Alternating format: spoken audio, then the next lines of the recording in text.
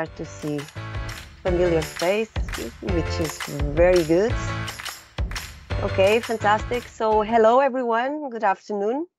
We are officially back to our Food for Sustainability webinars, and it is my pleasure today to launch the discussion on ecosystem services, starting with a strong emphasis on soil. And the discussion today will focus on how we can restore, manage, and conserve something that we cannot directly see, and which, in fact, we don't have full knowledge. So this is the challenge that ecosystem poses to us. And to assist us in this conversation, we have the pleasure to have with us Daniel Dalton from Carinthia University. And Daniel is a specialist on conservation areas. And don't we all love to walk in protected areas and just enjoy the beauty of nature? We also have Simon Krämer from NABU, which is one of the oldest environmental associations in Germany, dating back from 1899, starting with looking at birds. And Simon has a significant work on policy development to protect soil biodiversity. And our dear Orsolya from CEEweb Biodiversity, an Hungarian organization, and Orsolya specializes on agriculture policies for biodiversity conservation. Many thanks to you all for accepting this invitation and to be here to share your work and your views.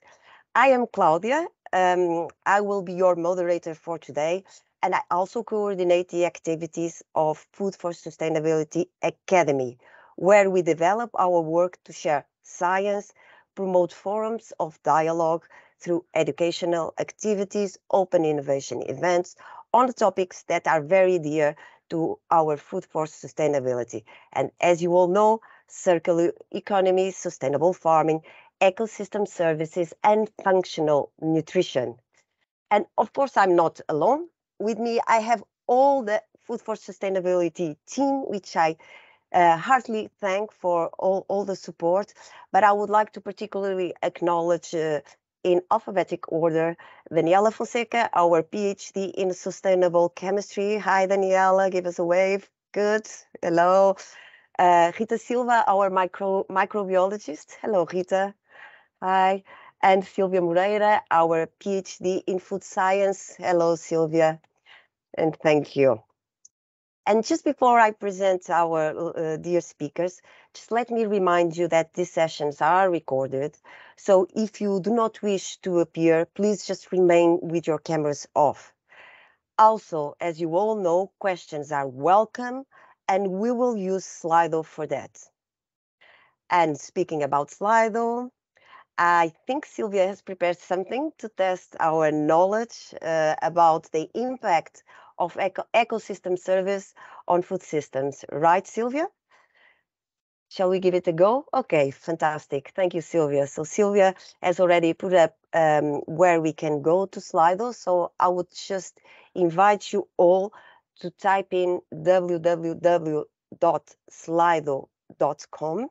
And where you have the hashtag box, please just insert F4S Academy.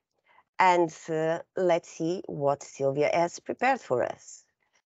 Let me just also do my Slido. Sylvia, are the questions ready? Are the participants ready? Okay. So Sylvia already has a question, and the question is, according to FAO 2015, sustainable soil management could produce up to how much more food do you think FAO has estimated if we all globally would start to applying more sustainable soil management techniques? Let's vote.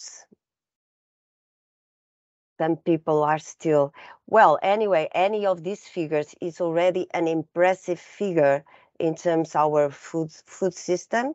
And it just shows that we could be delivering much more food if we all address soil management practices. And we have a tie, which is always very interesting. Is there anyone wanted to vote? I know it's a lot of responsibility to take the decision of the voting, but we have a tie.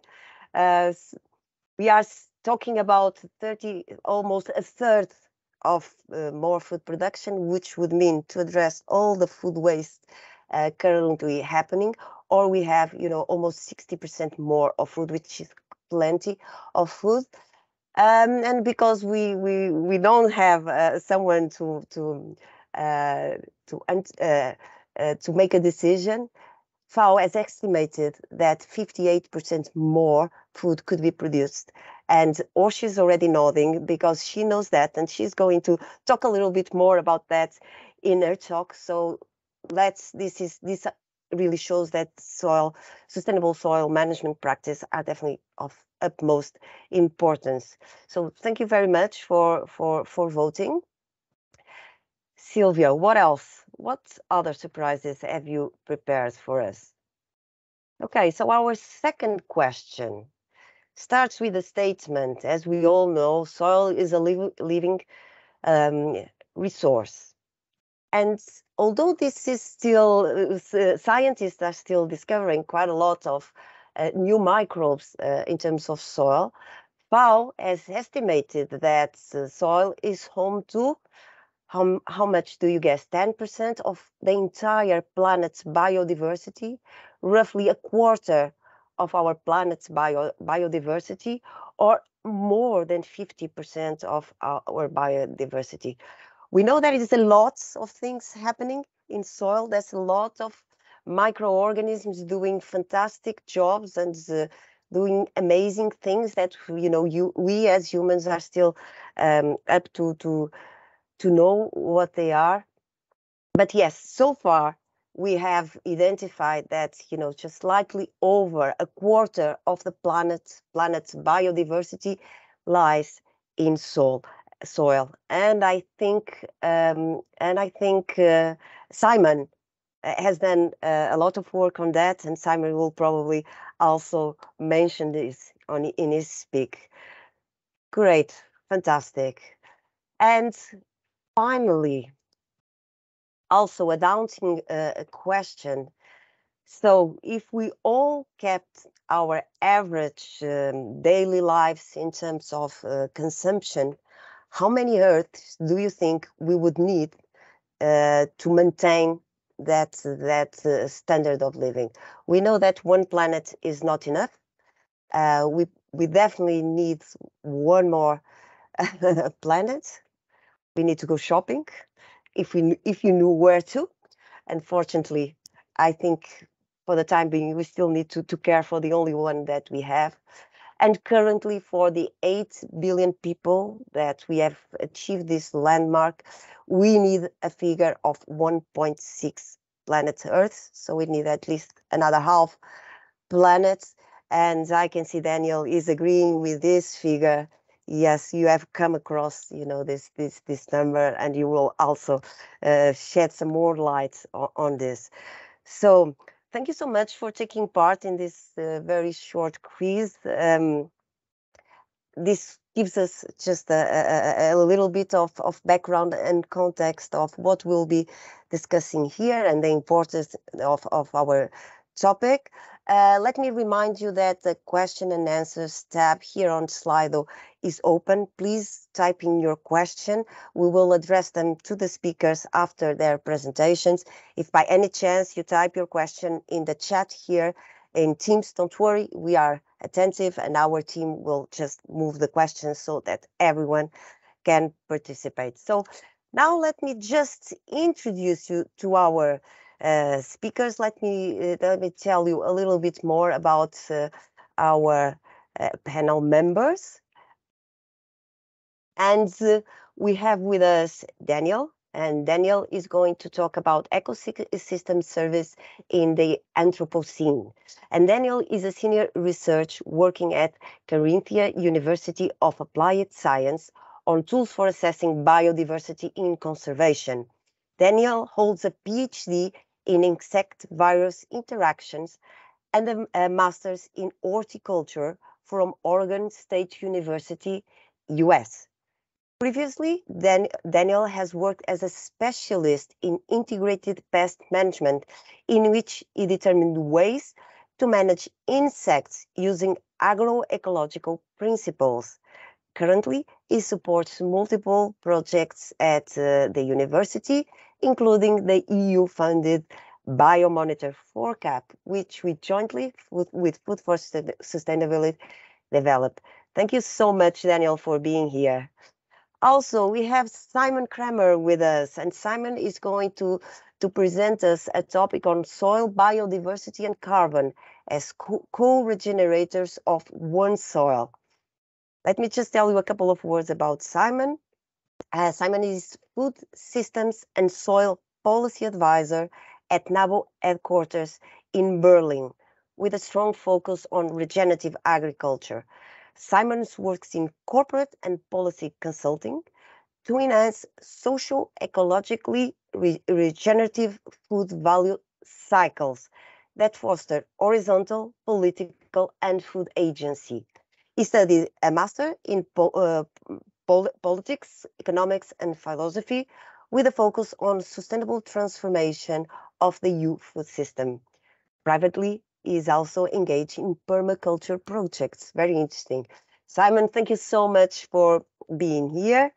And also, in our panel, we are very pleased to have Orsolya to bring us a more systems thinking perspective. And Orsolya works as Head of Policy and Agricultural Policy Officer at CEEweb for Biodiversity, a Central and Eastern European environmental umbrella organization, which is based in Budapest, in Hungary. Orsolya coordinates CEEweb's work on agricultural practices, soil conservation, peatlands, and farmland biodiversity. Orsolya is a member of the European Commission's Soil Experts Group, the EU Biodiversity Platform, and the Focus Group on Farmland Biodiversity.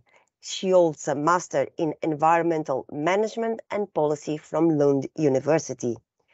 In her research, she investigated the social barriers to farmers' adoption of soil conservation practices in Hungary and aimed to support effective information-based policies addressing these barriers. Orsolya, thank you so much for being here. We already have presented our distinguished speakers. Now it's time to pass the floor to Daniel. Daniel, we are very keen to hear your presentation and hope you all enjoy our session. The floor is yours, Daniel.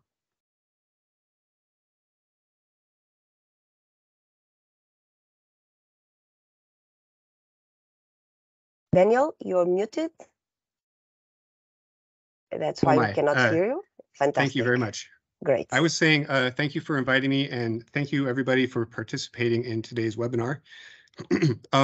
As I was introduced, I work at the UNESCO Chair for Sustainable Management of Conservation Areas in Austria, and I'll be presenting about ecosystem services in the Anthropocene. So we know some of the, hold on, my slides are not advancing. We know some of the problems we're facing on planet Earth. The temperature is the warmest it's been in millennia, over 100,000 years. Chemical changes of the atmosphere are occurring very rapidly at an unprecedented scale, and we're reaching many tipping points. This is shown in this figure 3 just of this article. It just shows a variety of these tipping points that we're getting very close to. Many of these are thought to be tied directly to the temperature of the Earth, surface temperature. And really, this is tied to the exploitation of resources, particularly since the industrial age. Our growing population, we consume more water, we consume more food, we consume more natural resources. And as was mentioned on the quiz, it takes right now about 1.6 Earths to support our population. So we are living on borrowed time. And on top of that, it is projected that our population will grow to about 11 billion people by the year 2100. So we have some problems to solve. And people need things from the environment in order to survive. Some of the key resources are food. You see large-scale agriculture down at the bottom, water, shelter, and clothing. These are some of the key resources that we need. So how do we get these resources? And that's the topic of the webinar, ecosystem services. Ecosystem services are the supply of benefits from the ecosystem to society. This has been categorized in 4 main ways. So provisioning ecosystem services such as cropping or wood production, just naturally growing in the forest and these types of things. Regulating ecosystem services, pollination, soil cover for erosion control, climate regulation, cultural ecosystem services. This has to do with how people interact with the environment. And so you can go for a walk in the forest, you can learn about nature and the interactions, and they can even influence things like architecture and art.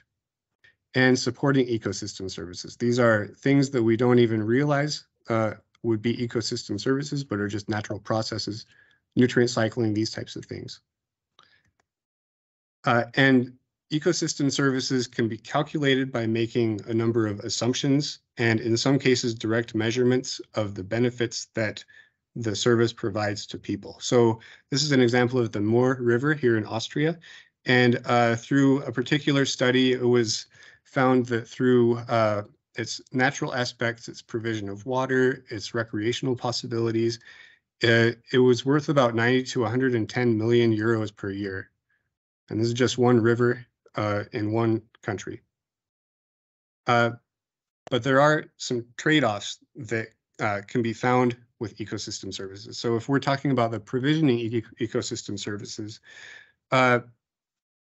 we can divide that into food production or anthropogenic ecosystem services versus natural ecosystem services. And so on the one axis, the x-axis is the number of red list species. So it's a proxy for biodiversity. And you can see that the provisioning of food and these types of things actually have a negative impact on biodiversity, whereas the wood provisioning, or these things that natural systems produce, kind of tend to have a positive association with biodiversity. So this is one interesting thing when we think about ecosystem services. You know, the service may have an impact that we might not even expect. Now, I want to point you to this figure 6 on the left-hand side. And this comes from the paper that I shared for the talk. I hope that everybody received that. But it shows this conceptualization that in a natural state, there's relatively high biodiversity. And as the intensity of human uses goes on, this is the x-axis, that biodiversity drops to a threshold where suddenly the ecosystem is considered unhealthy. And so this depends on how you define it. The European Water Framework Directive defines this as a 0.6 on a 0 to 1 scale. And they also have kind of the safe maximum use. This is where the biodiversity line intersects with the intensity of human uses. And some of these examples can really be measured. We're talking about how much area is needed for wetlands to produce flood control. You know, how much fertilizer can a system take before eutrophication exists, before it happens in the rivers and the lakes, or how much marsh vegetation is required to purify a water supply. Yeah, so I'll just move on here. I want to talk about some ecosystem service examples, and particularly in the area where I live in Austria. I actually live in a biosphere reserve. I live on this map. And what is a biosphere reserve to start out with? I want to define that. This is a learning place for sustainable development. And so this is where really where people can interact with their environment in a sustainable way. It's kind of designed that way. It's kind of based on a tourism model, which maybe that's something for discussion later. But in my area, man-made habitats actually increase the biodiversity in some way. If you can look at biodiversity as how ecosystems function. And so the more diverse ecosystems you have, kind of the biodiversity can follow that. So we have these different types of man-made habitats, and that is in addition to the native habitats, like there's a lot of bogs in my area, for example, and these are biodiversity hotspots. And the next is the definition of sustainable development. And this is development that meets our current needs without compromising the needs of future generations. And that's kind of a mouthy definition, but basically it comes down to the three pillars of sustainability that we're all used to, the ecological, economic, and social pillars contributing to sustainability. And the Sustainable Development Goals came from really considering sustainable development in context of what we can do to improve it. And the UN Agenda for 2030 outlines the 17 Sustainable Development Goals. Many of you are probably familiar with these goals. And I would like to point to Goal 1, no poverty, because that's a very key goal. And I'll get to that in just a minute, actually. But first, I want to talk about what's education for sustainable development. And this is a transformational approach that gives empathy and solidarity from one person to another and provides a way to take action to both improve your own situation and also improve the situation of the community at large. And this addresses Sustainable Development Goal 4, particular target 4.7. But I want to go back to this link between poverty and ecosystem services. This map shows the amount of emissions per region of the world, and overlaid with the colors is the GDP per person. So you can see where the emissions are taking place are these middle or high income countries, whereas places like Central Asia and Central Africa, which have a very low footprint, per person, are really not producing the emissions that are causing the problems that we're observing. So this is contrary to the principles of education for sustainable development and the Sustainable Development Goals. And it's something that really needs to be fixed in order to address the situation we find ourselves in. So I want to talk briefly about trade-offs between regional development and ecosystem services. This figure here shows a few cases where biodiversity or development was ranked very high. And I want to point out that the other factor was, significantly lower in these 4 instances. But actually, when we're talking about nature conservation and sustainable development, they're two sides of the same coin. So we need conservation in order to support continued development. And we need regional programs that will help the region, but not negatively affect the broader society. And so in the case of the biosphere reserves, this is promoted through sustainable ecotourism. Now, I want to just show a couple examples, or actually one example from my research group. We're a dynamic team, we're project-based, and each team member kind of works on their different projects. This is a smattering of our projects. And we really focus on education. So we have a number of master's and bachelor programs that we work with and a couple of certification programs as well. Our mission is to empower and enable personalities, institutions, and societies to face the challenges that we see today. And so we do this through approaching education for sustainable development with our programs. And then lastly, just a case study through our Karawat project. This is a UNESCO geoheritage site. It's a transboundary protected area between Austria and Slovenia. And the focus is on sustainable water management in the communities that are part of this geopark. So again, education is a major theme here. You see activities that children can do. You see activities that adults can do. Much of the geopark is covered in forests. So I have a quick analysis about how the forests provide the ecosystem services here. Let's see where to start. So let me just say with the figure on the right, this shows a way that the loss of an ecosystem service can occur. So soil loss, erosion, we're talking about here. And you can take certain measurements and make certain assumptions and come up with a number of how much soil is being lost. So with that in mind, because erosion is one of the ecosystem services that's talked in here, or mitigation of erosion, we're talking about two scenarios, intensification of forestry and intensification of nature conservation.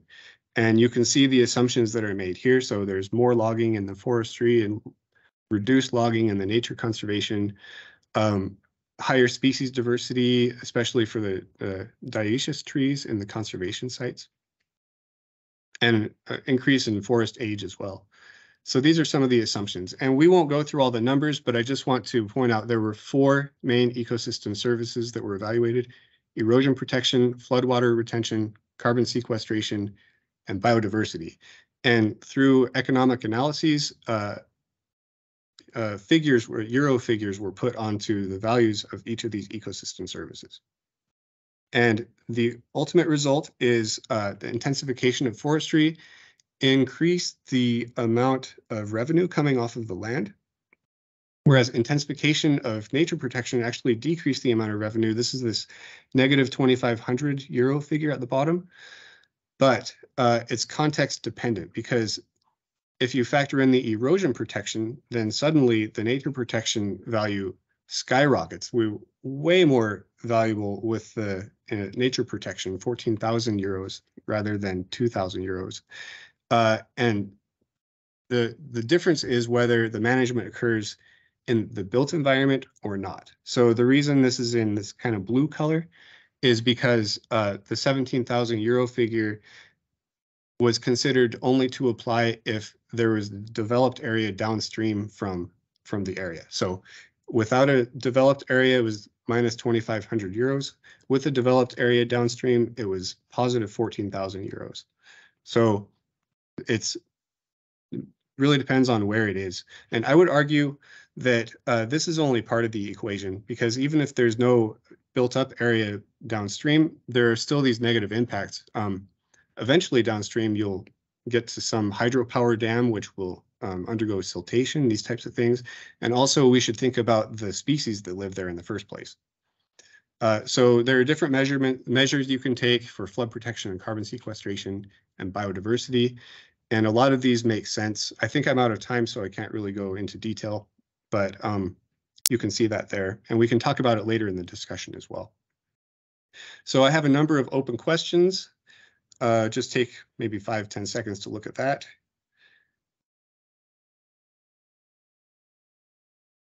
And with that, that's the end of my talk. So thank you for your attention, and I'm looking forward to the discussion. Thank you, Daniel. It was a very interesting presentation. I think you've pointed to some important aspects of ecosystem services that probably we're not so aware of. And you mentioned, for example, the trade-offs and the importance of having some numbers on the value of these services. It was really, really interesting, the work that you have done, which is waiting to see if we have some questions from our participants.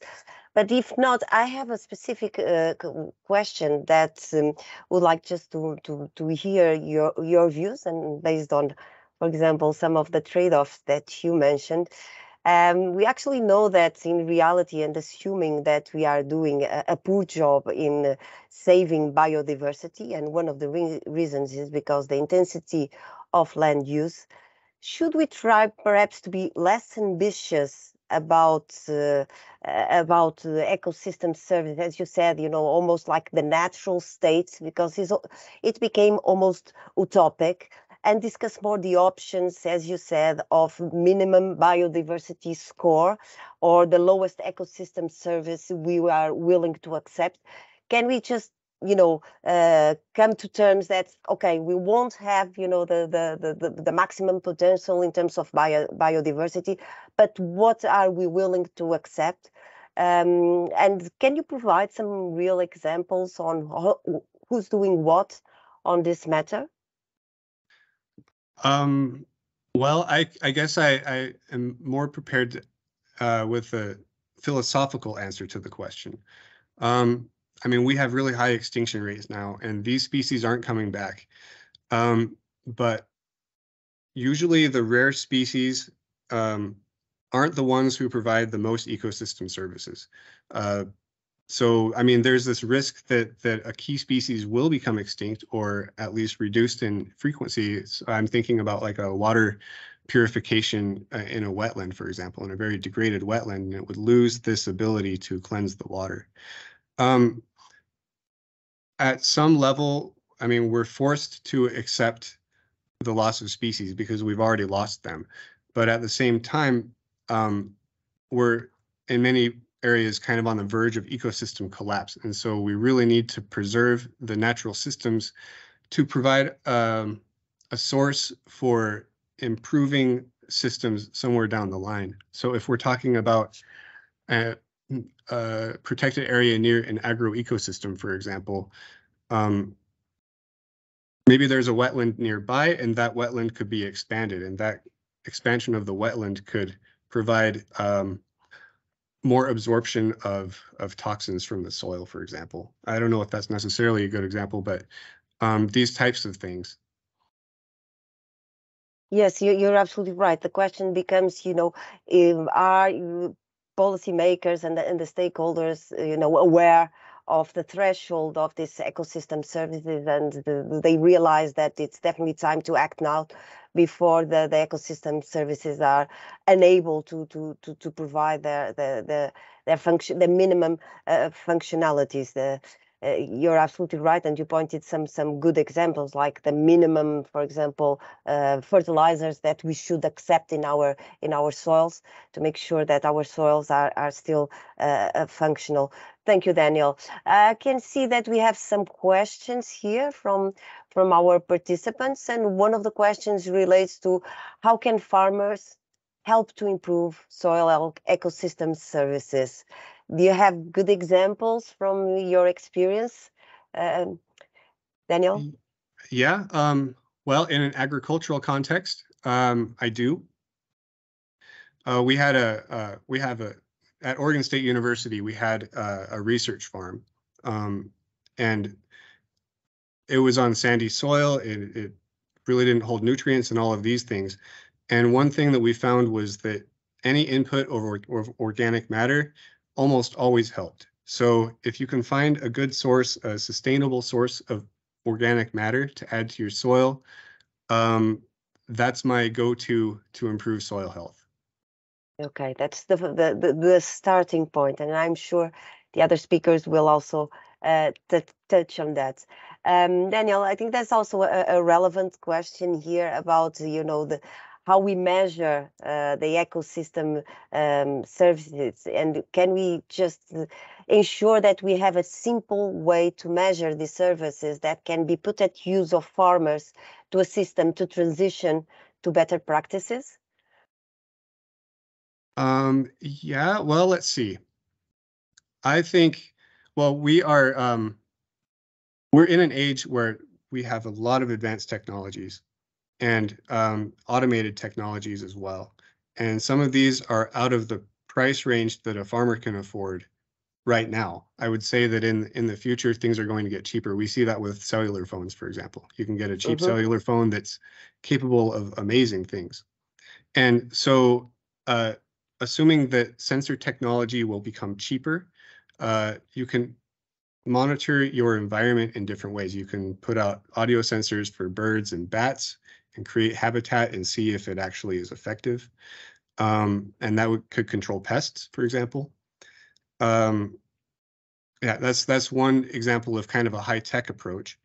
There was a question that came in on the chat just then that was highly relevant. Let me see. How do you measure soil health? And this could be, well, you can if we keep on the high-tech approach, we can do a DNA analysis and find out how diverse the soil microbial community is. But you don't necessarily have to go the high-tech way.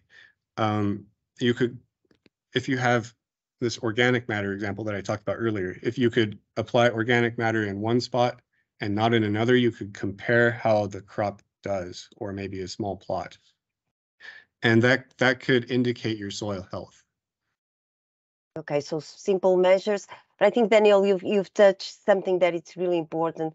We definitely need technology to come into the systems of sustainability and environmental protection so that we can democratize the knowledge and the access and actually have tools to implement quickly more sustainable measures without having to bear this huge cost of the tools that currently are at the disposal. This is one of the things that we work at Food for Sustainability, is actually to democratize the technology at the service of sustainability. I will leave this question about the common person to the end. I will probably pose this question to all the speakers. Just before we close, Daniel, I have a final question to you.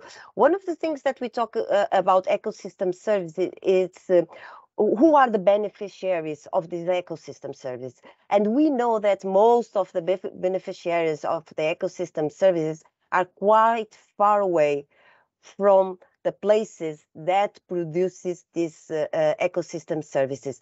So my question is, we have conservation areas, and for example, we have the Natura 2000 network, but we also have agricultural areas, we have industrial landscapes. How do you feel that all these three types of landscapes can interact? And should we place more importance, for example, in ecosystem services in urban areas? Because probably there's where most people are consuming water. That's where most people are, looking for, quality of air. What are the trade-offs, and also in terms of using this technology innovation to provide ecosystem services? Well, my view is the best way to make the most efficient use of the ecosystem service is to have kind of smaller areas more frequently in the landscape. So like to not have such a large expanse of an urban area between green areas, for example, or having ideally smaller crop fields. And this gets to the issue of efficiency with harvesting and this type of thing. So it's a very tricky question, but smaller fields increases the beta diversity of the system, and that makes it more resilient. And in terms of the urban areas, so in the paper that I shared earlier, they talked about when the system is in such poor condition, the solution is to import ecosystem services. And this is like bringing in a fresh water supply, for example, which in the short term is a solution. In the long term, it's not sustainable. There are ways to increase the ecosystem services in cities, though. I look at Munich as an example. They have regulations where like new buildings need to have a green roof, new buildings of a certain size, an eco roof. Mm-hmm. And this regulates the climate of the whole city. So this could be a solution. That's a very forward-thinking idea. It might not be practical everywhere, but we could work with the examples that we see are working in the real world. Okay, and go from there. Yes, and we already have a starting point, and it's good. Thank you, Daniel, for pointing out to some of the intricacies and how the complexity of ecosystem services, and that we definitely need to have a broader and more round perspective of what they are. I will now handle the floor to Simon. Although we still have a question here to address about measuring soil health, but I think we can come to that later on. Simon, thank you so much. Now the floor is yours. Wonderful, thank you. Yes, and the discussion on how to measure soil health, I think, is endless, and we have it in the European Commission as well, so we can touch on it continuously, I guess. I hope you now see my slide in yes, full perfect. Screen. Yes, so I'm gonna try to talk about, I'm very excited for Orsolya's presentation, living system thinking, and also, yes, how we can regenerate our ecosystems and ourselves. I think social regeneration is a key thing, the kind of re-indigenization of ourselves, to think not so anthropocentrically, but in a living system. but I can't touch on this because I was asked in 15 minutes to talk about ecosystem services and food production. So I framed it as soil biodiversity and carbon as co-regenerators of One Health. And with One Health, I think at the very basis, we can understand it as having water and food, nutritionally integer food for all of biodiversity and for us. And that's what my presentation is going to be about. So first we look a little bit at the baseline scenario of our food production in the EU. That's an example here. CAGR means compounded annual growth rate. And we see for all the kind of technological advancements and everything that grew out of the kind of soil science revolution of Liebig and our technofix fetish NPK focus, which produces the kind of trade-offs that Daniel mentioned between food production and biodiversity. We increased our food production, but only until the 2000s. And already since the 2000s, we see that we don't increase food production anymore of Europe. And that is because of droughts. So because already we have climate change impacts. You see the big drops here in the lines, which is a drought of 2003, and this is a drought of 2018. And we all know basically that those droughts only will intensify and also more often appear now already in winter are appearing. And kind of also Daniel talked about tipping points. I will make a suggestion that we maybe are at another tipping point as well, social tipping point of our food production. So in the first time of the history of the EU, in all of our agricultural output categories, so cereals, vegetables, animals, everything, we dropped in our productivity. So we are actually not on this first goal of our common agricultural policy anymore, that we're increasing food production. I think it's now very much about the resilience of our food production. And I hope to show how the kind of establishment of resilience in food production instead of the agroeconomic standard output theory is solving the kind of trade-offs that Daniel alluded to between biodiversity, ecosystem services, and food production, because I think now going forward, a lot of actors, even in industry, are seeing that we cannot live with this trade-off anymore, but that we need to look for synergies, for symbiosis, and kind of regenerate our ecosystems to have food production and therewith also biodiversity. How do we produce food? Very abstractly with our three largest biogeochemical cycles. So water being the largest, carbon for plant growth, photosynthesis, and then also nitrogen. And of course, we have a lot of more micro and even phytonutrient cycles, which we have completely left out of the equation so far. That's why our food is not nutritionally integer, and we now are even learning through advances in the science of medicine and microbiology that our non-epidemic diseases, so everything from Alzheimer to cancer, is ever more to link to microbiome destruction. So the microbiome in the soil, in the plants, and in ourselves. And I allude here basically that those biogeochemical cycles are cycled through soil biodiversity and therefore made available to plants and our food production. Another insight, I think, is that those biogeochemical cycles are coupled, and actually that water is the biggest one. And this is, I think, the variable we have so far left completely out of the equation, both in climate policy, but also in food production. That is water vapor, which is actually the most important greenhouse gas. And likewise in biodiversity, you heard in the beginning, I'm from NABU, so we are looking at birds for 100 years. But in nature protection also, we left out of the equation, to my understanding, the most important biodiversity, soil biodiversity.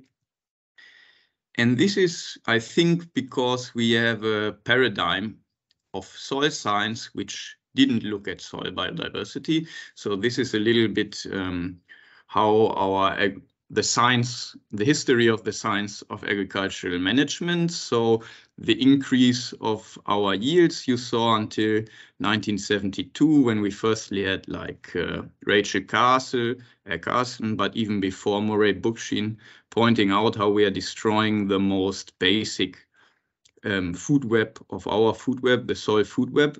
And then we had kind of advances with organic agriculture, which now in Europe is under 10%. We have conservation agriculture, which is actually exponentially growing worldwide. We have ecological intensification.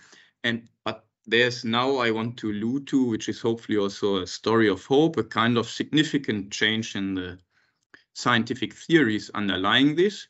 So until in all this time, we understood soil health or humus theory, which we already talk about since Aristotle, as functioning basically as such that if we, as Daniel also said, put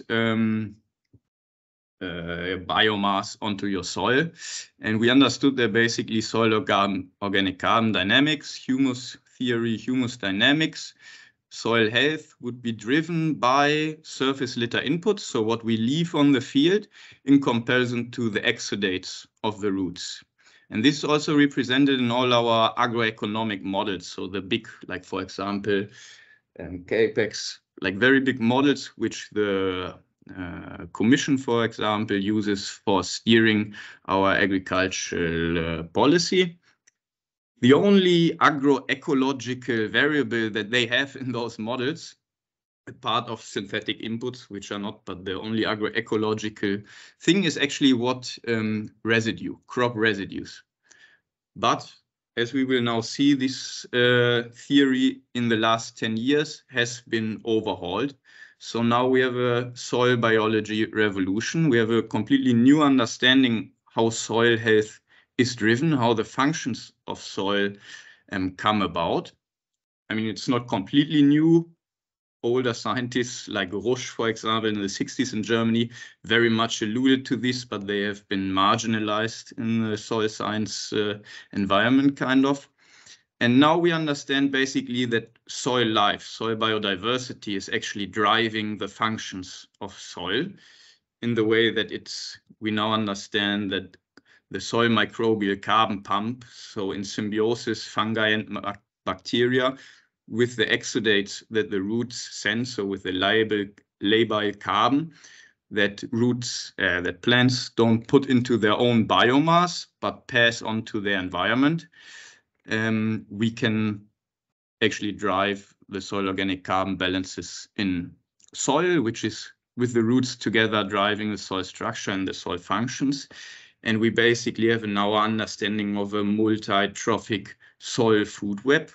This is driven by Inheng, and we understand that it's basically powered by root exudates. Of course, how you mechanically use the soil is decisive, but the significant change is that it's not surface litter inputs anymore, but root inputs that basically drive soil health dynamics, which we so far left out of the equation, which is pretty significant if you think about how sustainable, unsustainable, degradative, or regenerative a land use management actually is. Because here we have the basic two natural ecosystems, so a forest and a grassland system, or grassland is already used, and you see that still the biomass, so if we talk about residues of the straw of our corn systems, so we are corn-based civilization basically, there would still be a lot of biomass left on the field if you leave the residues there. And as Daniel said, then we would assume with the old soil science that it's not so super bad for the soil. But if we now look at the roots, the change is super, super big. So almost no root exudates, no living root mass is in the soil in this kind of intensive agriculture system in compared to our natural systems. And we are trying catching on to this story. I think, for example, I will make one example. David C. Johnson is making great advances. He calls it this biologically enhanced agricultural management. And looking at net primary production is basically, as Daniel said, we have to try to increase net primary production at all levels for ecosystem cooling, for carbon, etc. And we can do so massively, this is just coming up. Resolution is a little startup that's trying to make accessible for farmers a kind of standard process or a machine actually to produce Johnson Sioux compost, which is very rich in soil biodiversity at a balance of fungi and bacteria. And they have a pre-scientific, we are now doing a 3-year test, but a result which is actually doubling the yield of the cover crop, which is a result which doesn't even the new GMO hypes of Bayer tell you. Yeah, it's so far out of what we were used to think, but it's, I think, a big story of hope that we are kind of understanding more this multi-trophic trophic food web. And I would just go very quickly through the ecosystem services. I mean, biodiversity is not such, it's the most underlying life of us all. And we see very degrading states. We are still losing a lot of biodiversity in Europe, especially in agroecosystems, and also of soil biodiversity. But I think if we focus on the soil, for example, instead of birds, because what do birds, 50% or more of what birds eat is born in the soil, lives from the soil. For example, we can actually turn things around very quickly. Here's an example from the Soil Pioneers, it's called. It's, I think, close to Daniel, around Vienna. They started doing new management methods and could actually, in the space of 2 to 3 years, make significant change in the health of soil biodiversity. The C you see is a natural system, the natural reference, and B is the pioneers. In only 2 years, they could turn stuff significantly around. And A is conventional systems, this is microorganisms compounded, and this is lay by carbon, their food. And then to water, I think also same as with the soil science theory, until 2007, we didn't even have a scientific theory of understanding the water cycles. We only knew the big water cycle. And then Kravic, Slovak, came up with the new water paradigm, which is now, I mean, we are understanding it more and more, and actually it's a huge driver of climate change. And also it's the latest published planetary boundary, green water. We would think water is our most basic need. Like, why do we calculate this planetary boundary almost last of all? And it's just because we are so late on the science of water, basically. And what Kravic says is the same as Daniel said. The more we reduce the net primary production, the living biomass in the ecosystems, the more we destruct these small water cycles, like the evapotranspiration of plants, so the water that plants basically sweat and thereby cools ecosystem, but also creates clouds, which cools more ecosystems.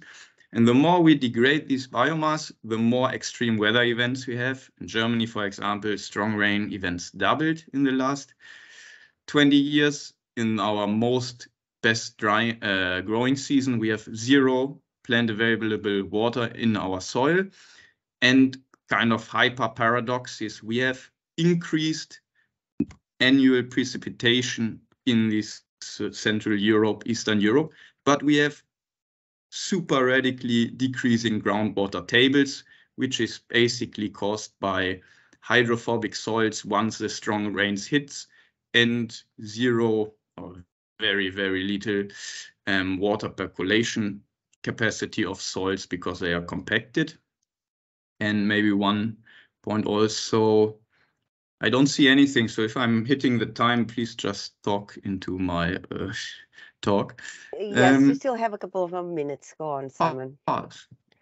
Wonderful, thank you. So here we see a study which is basically showing how we heat up the globe if we work on a grain-based society, which we are doing. So you can look at this harvested meadow, which is basically in all hemispheres once in the summer when it's hottest, we harvest our grain fields, and then we have the soil waiting to be heated up. This is even in Germany. This summer we had 70 degrees on a conventionally used field after the harvest, which is super hot, super hot. And you can see that basically if you have a functioning grassland system in which you do probably some holistic grazing management, you can cool the surface of the earth almost as much as a forest or even water, which of course transpirates the most. And the decisive difference is also for soil life. So if the soil gets too hot, soil life basically goes to sleep or even dies, and of course the carbon oxidates. So 38 degrees is kind of a tipping point for soil, because at 38 degrees is still some water available for plants, and above that microbiological activity stops. And I would show we have a lot of stuff we can do against it. So you all know carbon stores water, so the more carbon we have in our soils, the more water it can store. But also the more carbon we have, the more infiltration capacity our soil has, actually exponentially. Here you see it. So when the strong rains hit, we need our soils to be ready to infiltrate this water, store it, or conduce it to our groundwater aquifers. And this is also why we need living plants, because this is now a neighboring field of the same field where we had an undersowing crop under the grain. And it's a complete difference of degradation or regeneration. It's still under 38 degrees. And this, with the living plants, once the strong rains would hit, we have a completely different infiltration capacity in comparison to the hydrophobic soil to the left. And the last ecosystem service or biogeochemical cycle I would touch on is then carbon. You know, we degrade the carbon through plowing, through leaving the soil bare in summer, etc., etc. Actually, so far in the atmosphere, we have more carbon from land use and land use change in the history of humanity than from fossil emissions still. So even from this point of view, we have a huge task to resequester this carbon, not for offsets of fossil emission, not for nothing, but for our basically failure in agricultural techniques before. And we can do so, and we are learning more to do so every day. And to close the cycle basically to food production, we also have a clear correlation between the resilience and the nutritional quality of the food.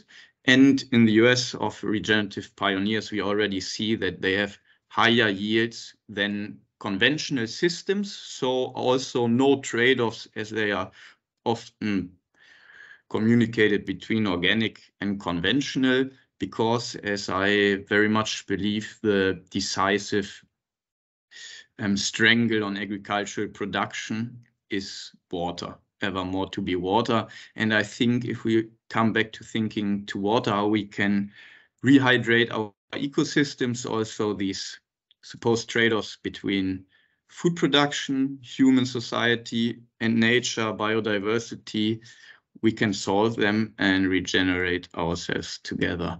And that's with what I would end. Thank you very much. Thank you very much for a brilliant presentation. Thank you for, highlighting the problems, pointing also to some of the solutions, some of the state of the art in terms of agronomy, which is it's great what has been happening. Also, it's quite a lot of work has been going on at Food for Sustainability in terms of soil microbiology. We definitely believe that part of our, recovering our system needs to go through there. We have a couple of questions here from our participants, and just for the sake of the time, I'll go straight into that. And these are more specific questions, Simon. So one of the major problems we found for the lack of productivity of the crops is the management of the nitrogen cycle. In this case, we have introduced legumes in the cover crops, and I think this is actually a European Union recommendation, but apparently this is not enough. What are your recommendations to overcome this problem?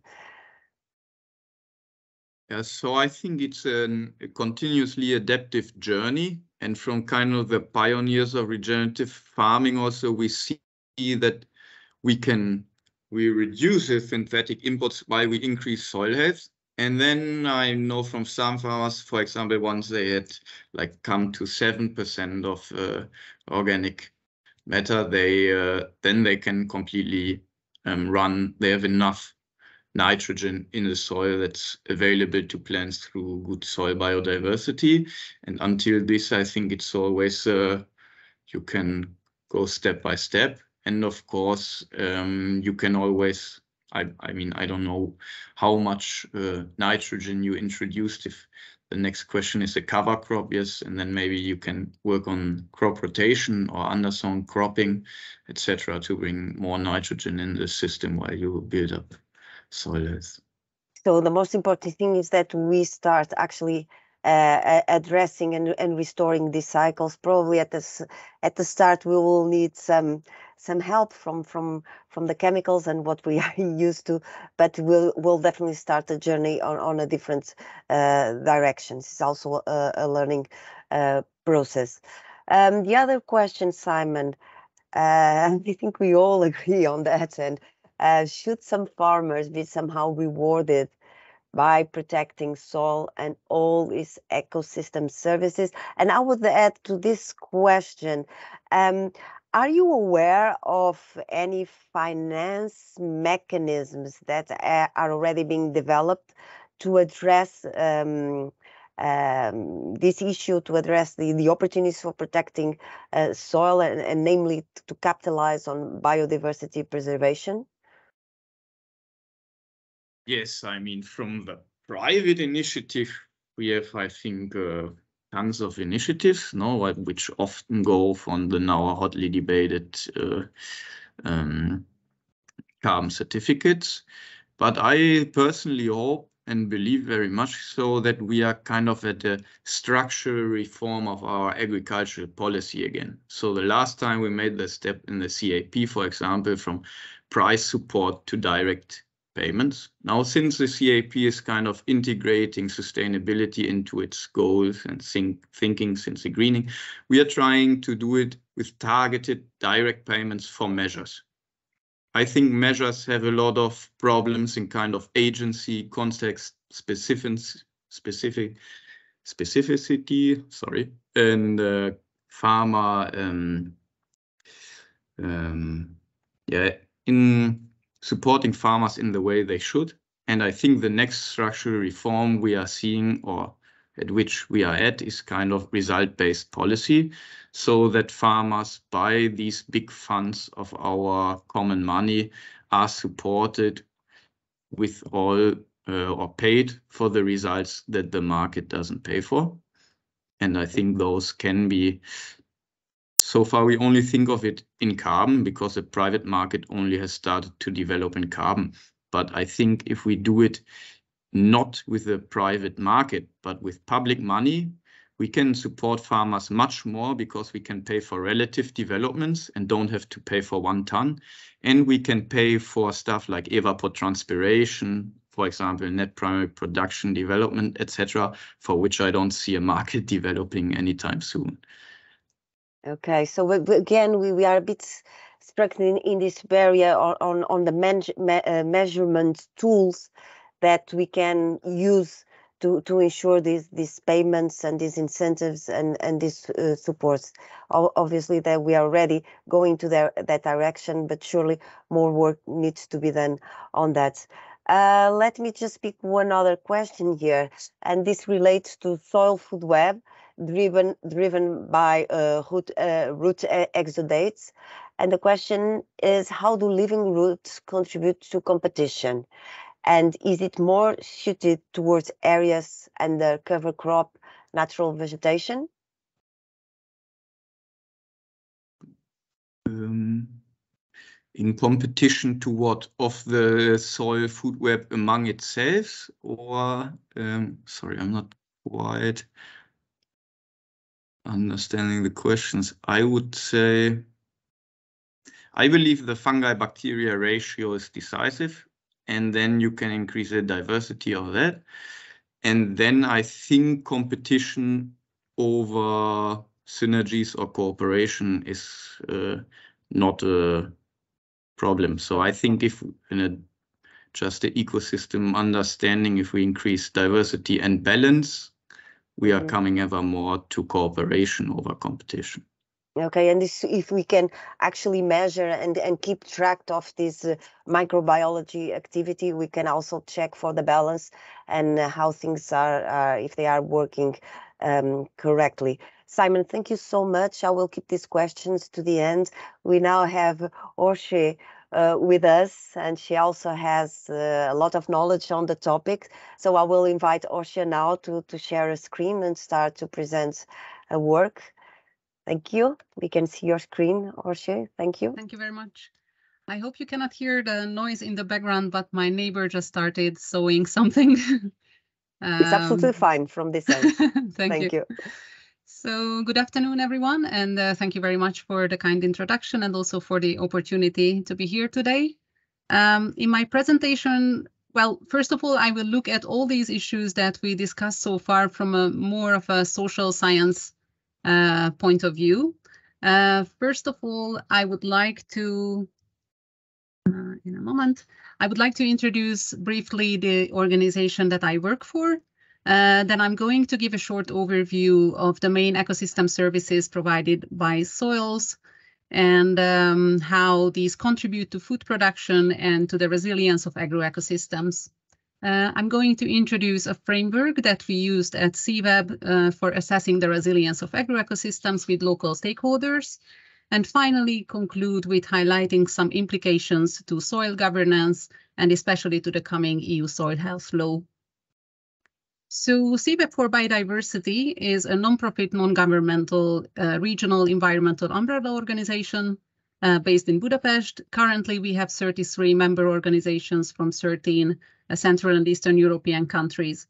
Since 1994, CEEweb has been working for the conservation of biodiversity through the promotion of sustainable development.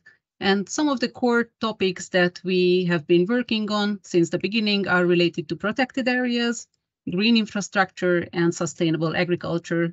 And in the past 3-4 years, we have an increased focus on soils, their conservation, and sustainable management.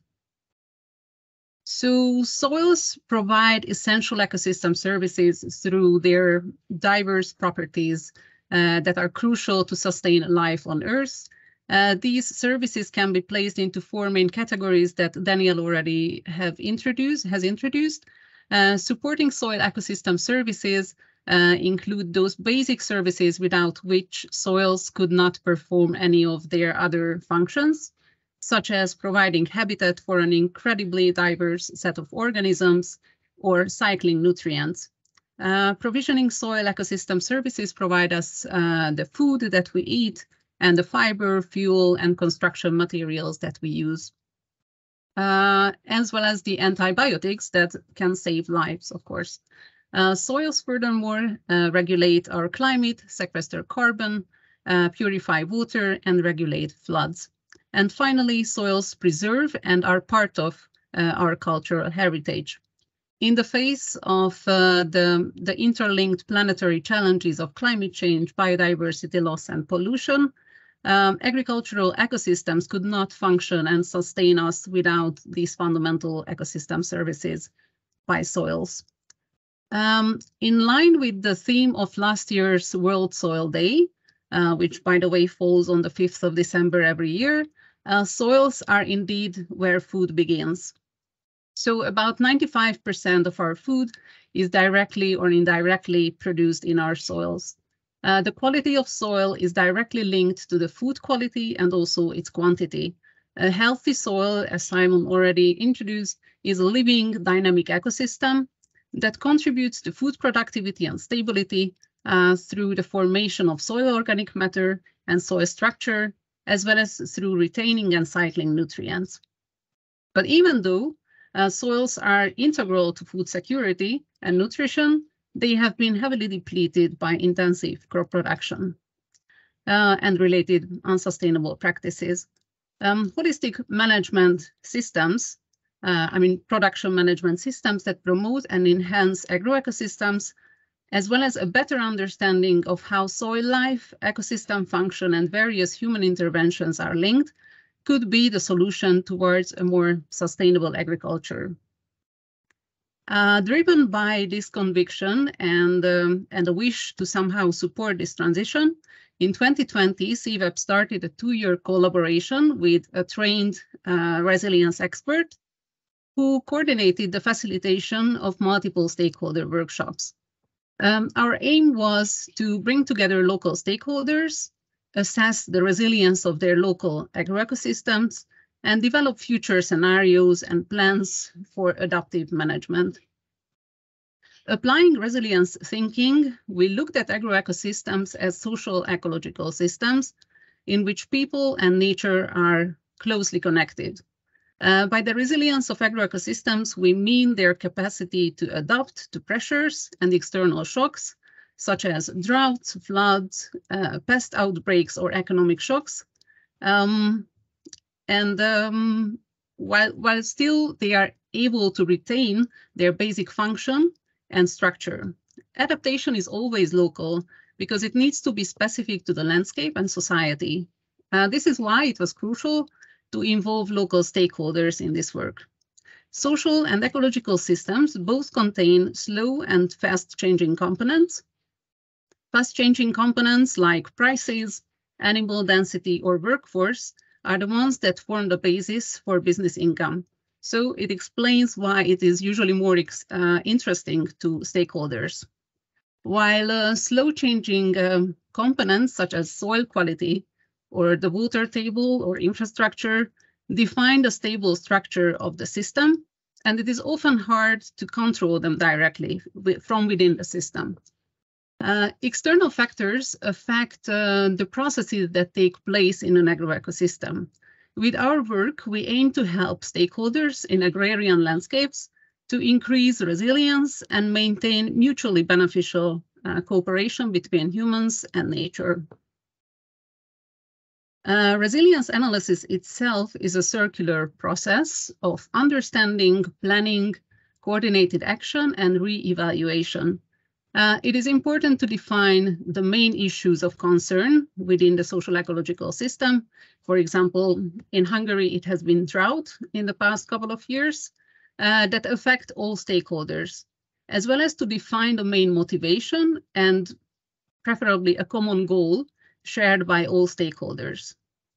Further steps of the resilience analysis process include defining system boundaries, both as territorial limits and relevant stakeholders, reconstructing the history of the social ecological system on a historical timeline, highlighting the main changes and interactions between political, social, economic, ecological, and technological aspects, and identifying a list of expected shocks and disturbances.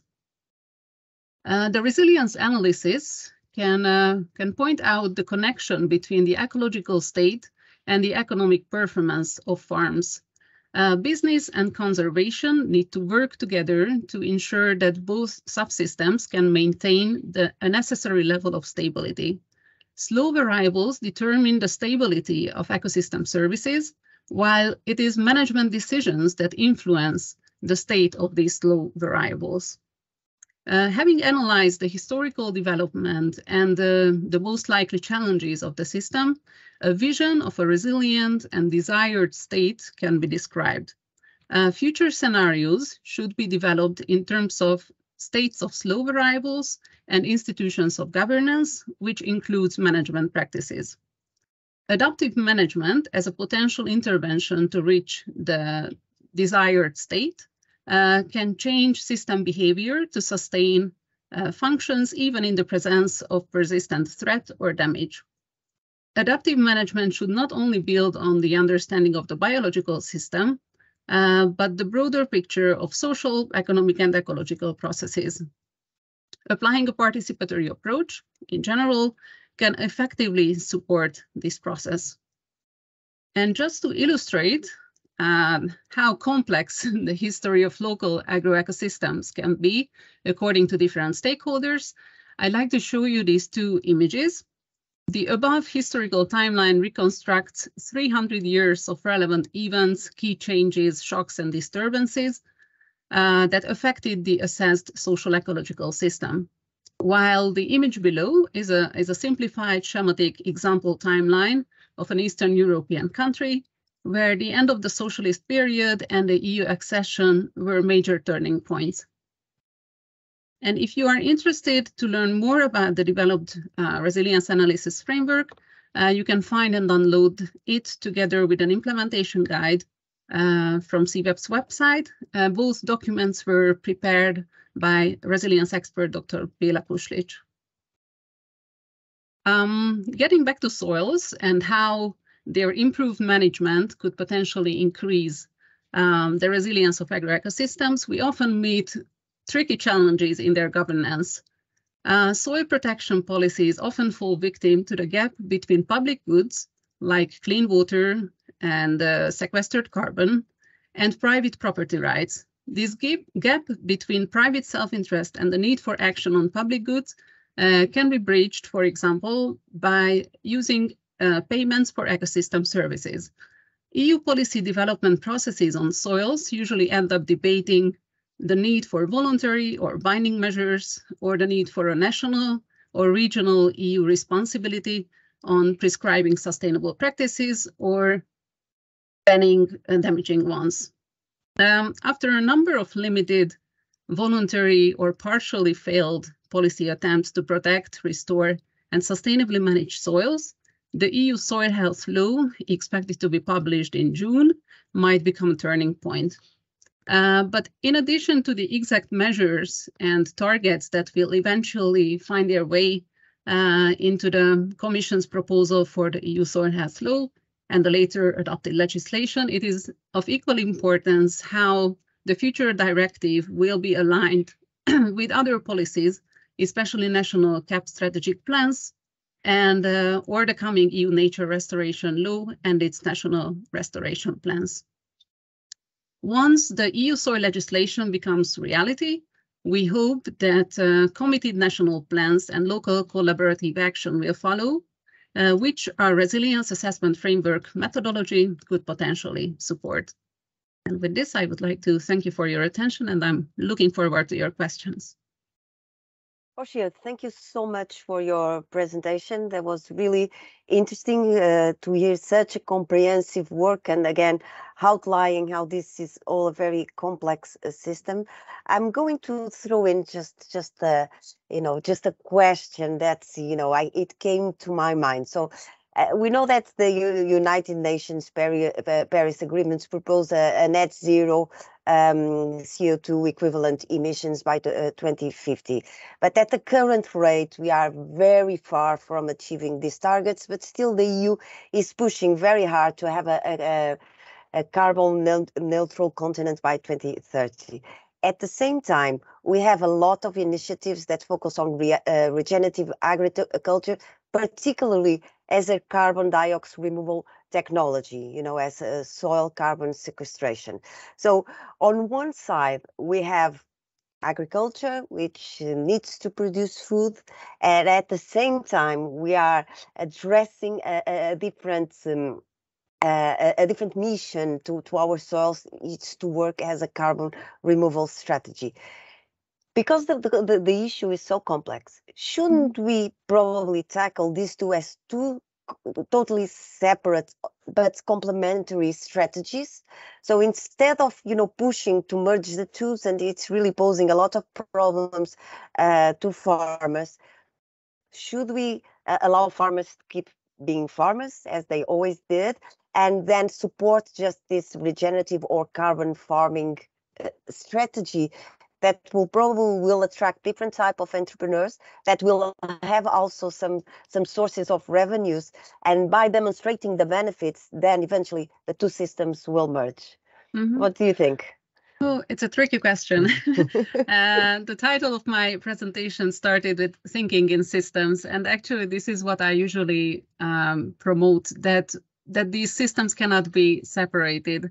And as we just heard from, I think, all three presentations, the the fact that some beneficial practices can increase soil organic carbon and even increase yield, it's for the benefit of the farmer. So I don't think that it could be a solution, especially if we look at the amount of land that agricultural production is done globally, then it would be a really, really big loss to allow not sustainable management going on this land while encouraging sustainable practices probably on a smaller amount of land. So I would definitely encourage farmers to embrace this new perspective, because this is actually for their own benefit as well.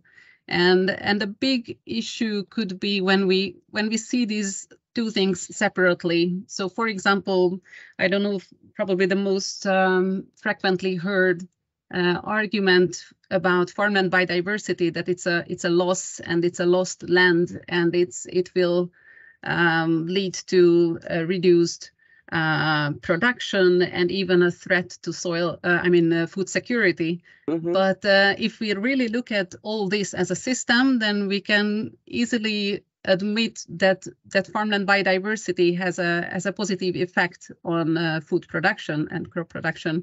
So I don't think it's definitely a process, a transition process, and we need to support farmers in this process, so they cannot be left alone. They deserve to be educated, involved in the policy making as well, and supported on the way with up-to-date technical advice. But I wouldn't separate the two. You wouldn't separate the two. It's too risky, and Yes. we don't have that much time to do all these trials. Although I need to add that that climate mitigation and especially carbon sequestration should not be done only by agricultural soils. There are still too many open questions about the permanence of sequestering carbon in agricultural soils and all that. So it's part of the solution, but it shouldn't be the main one. Mm-hmm. We shouldn't place, all our energy in just one solution. Mm-hmm. But Orsolya, let me just speak on also the work that you developed, and you mentioned about this transition and making sure we are talking almost like the theory of innovation diffusion, and where it's well known that we need to identify the few earlier adopters, these 2.5% that Roger mentions. What do you think can be done more to incentivize these early adopters?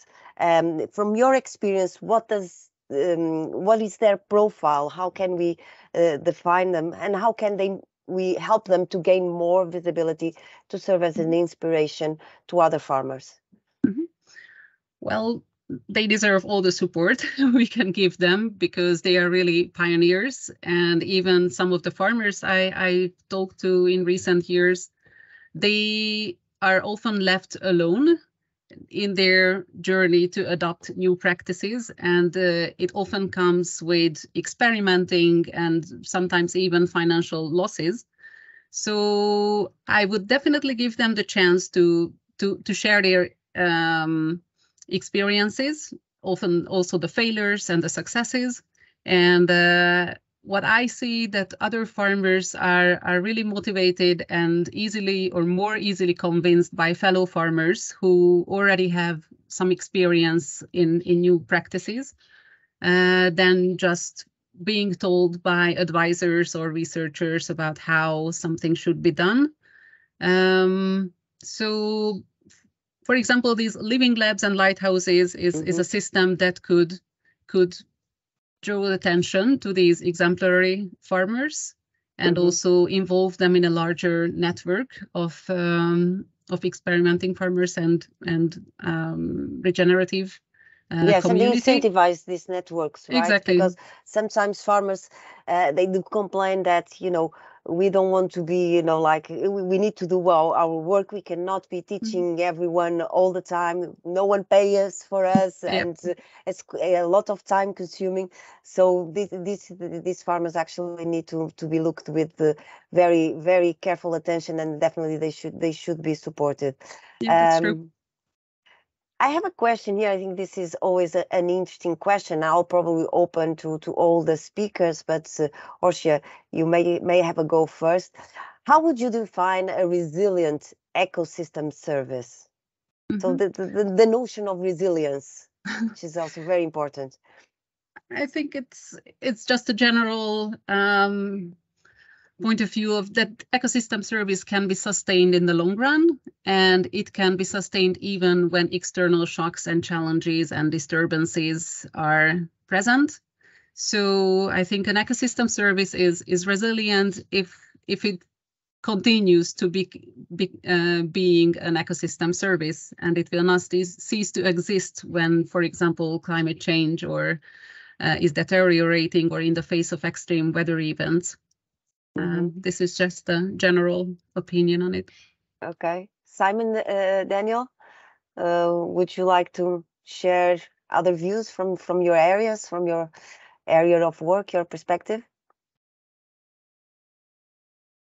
Yeah, I'll go ahead. I view resilience not as the ecosystem service itself, but rather the measure that keeps the ecosystem service functioning. For example, you could have a polyculture with a multi-story canopy within the crop field.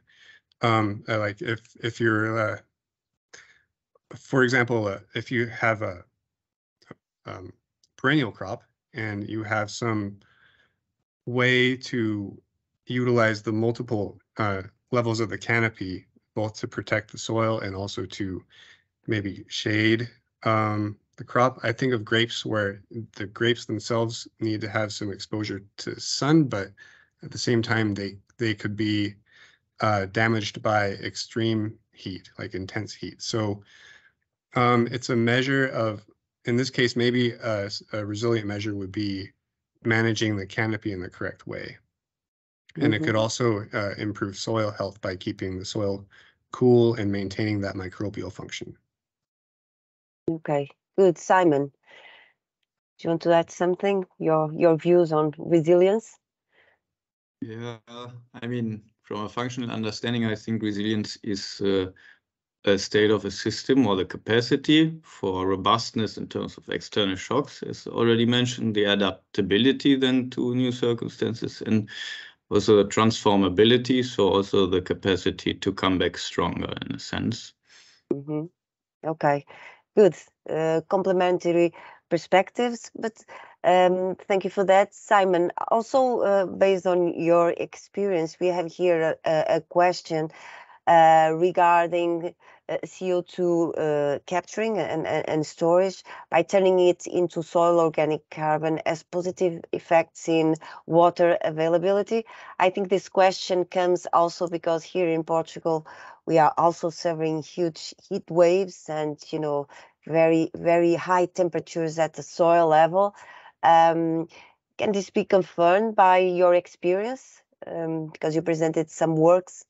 Yeah, I have also some friends, smallholder farmers in Portugal, doing amazing stuff last year with sorghum, also with almost no rain in the very south. I think, yes, it's just kind of the physical capacity of the soil to store water is increased the more organic carbon you have. But then, as I said, I think it's also very important to consider that we have fewer but then stronger rains, so the infiltration capacity of the soil is decisive also, and therefore it needs, I think, as much, or it's the better the more living biomass you have on top of the soil, I think, most general, I think.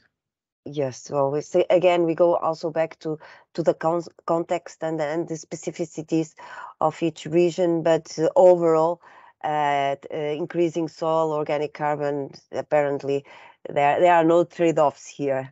We always have benefits. Okay, we are getting to the end of our conversation, but before we go, I would like to ask you just two questions for all of you. So if you were in charge, if you were the policymakers, what big measure would you implement to restore or maintain ecosystem services? This is one question. And at the same time, I think it was clear from our session today that it's our collective responsibility to start raising awareness of the importance of soil biodiversity, or eventually to promote techniques and technologies that help to ecosystem restoration. So you are the policymakers, but also you are the experts. So what advice would you give to the common citizen, the everyday life person that interacts every day with ecosystem services? Who would like to go first? I'll go first. So if I were to advise a policy for farmers, I would try to promote smaller field plots with more surrounding habitat, both to create connectivity for the animals that live in the area and increase that beta diversity that I talked about earlier. Okay, and what can we do in our everyday life, Daniel? I think the most effective thing we can do when talking about agriculture and just the regular person is to buy locally, to buy local products. That less fossil fuel for transport. You can know the farmer, interact with the farmer, and that social interaction is also really important. Okay, great. So you have put us going to conservational areas, which could also be an option, to pay the fee at the entrance to make sure that we have enough money to protect those areas. Thank you so much. Agrotourism is a good solution in some ways, yep. Great, Daniel, thank you. Orsolya? Yes, I would probably advise everyday people to really look at all these systems as interlinked systems, that their everyday choices of what to eat, where to buy, it affects the businesses that they support. It affects the management practices that food was grown with, and that eventually what is happening in the agricultural fields and in the surrounding areas, it will affect their own health. So it's really a big interconnected system, and everyday citizens have a huge role to play in it and how it's transitioning towards more sustainable systems.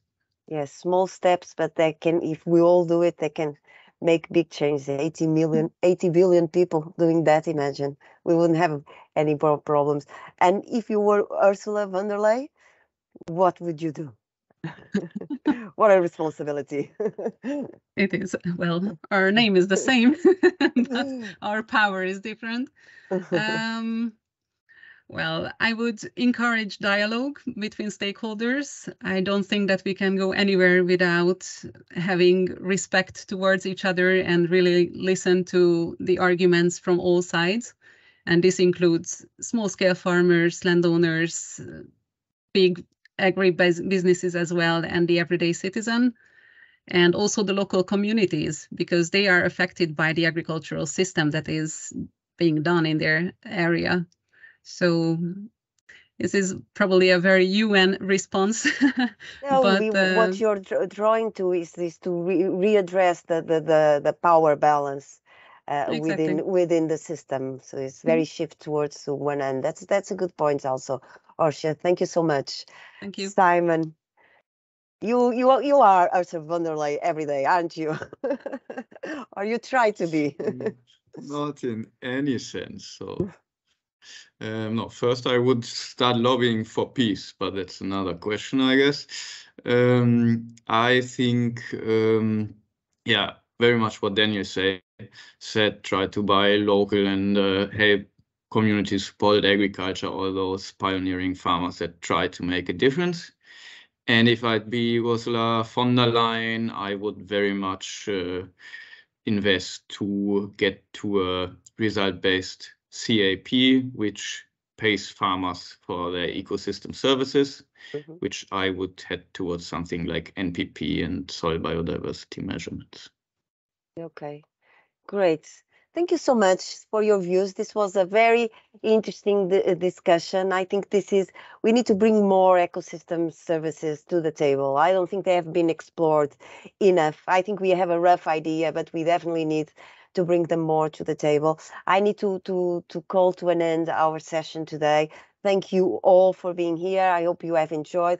All those that participate and that were there with their cameras off, thank you so much for being here. And let me just remind you that next week we're going to address a type of food system that we don't speak about it very often, which is aquaculture, but it represents a huge part of our food production, and it can also achieve some very important ecosystem services. We'll be discussing them next week, same time, same place, same link. So I hope to see you all here next week. Thank you so much. Bye-bye. Thank you. Bye. Thank you so much. Thank you. Thank Bye-bye. you. It was a pleasure. Thank you all. Thank you, team.